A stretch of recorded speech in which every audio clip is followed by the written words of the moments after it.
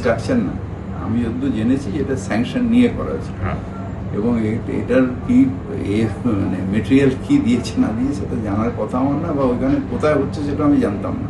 আর 10টা লোকের মতন গিয়ে স্যাংশন নিতে হবে।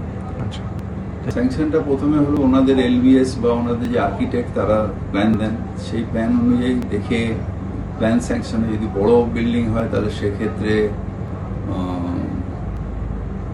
যারা এমবিসিতে আছেন বিল্ডিং কমিটিতে তারা দেখে তারা এমবিসিতে একটা স্যাংশন দেন।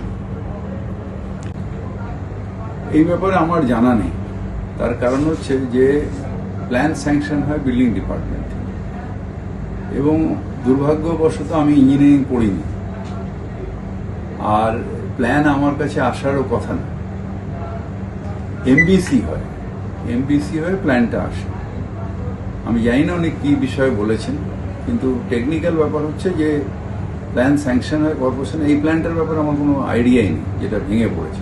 জেনারেল প্ল্যান স্যাংশন হয় কর্পোরেশনের বিল্ডিং ডিপার্টমেন্ট, এমবিসি হয় আমাদের কমিশনার হয়ে, ওটা অ্যাপ্রুভালের জন্য আমার কাছে এমবিসিটা আছে, এবং ওটা শুধু ফর্মালিটিজ একটা, জাস্ট সই করা। মানে এমবিসিতে টেকনিক্যাল পার্সনরা থাকে এবং আমার ওটার মধ্যে কোনো এখতিয়ারও নেই। কোনো প্ল্যান স্যাংশনের ক্ষেত্রে এক্স মেয়রের কোনো মানে এখতিয়ার নেই, বা কোনটি ইলিগাল হলো কোনটা হলো না সেটা দেখারও এখতিয়ার আমার নেই। কাকে বিল্ডিং ডিপার্টমেন্ট নোটিশ দিচ্ছে, কাকে ভাঙছে, সেটাও যেরকম দেখার এখতিয়ার আমার নেই, সেরকম বিল্ডিং প্ল্যান স্যাংশনের ক্ষেত্রে দেখার এখতিয়ার কোনো মেয়রেরই নেই, আমার না, কোনো মেয়রেরই নেই। এটা কর্পোরেশনের রুলস।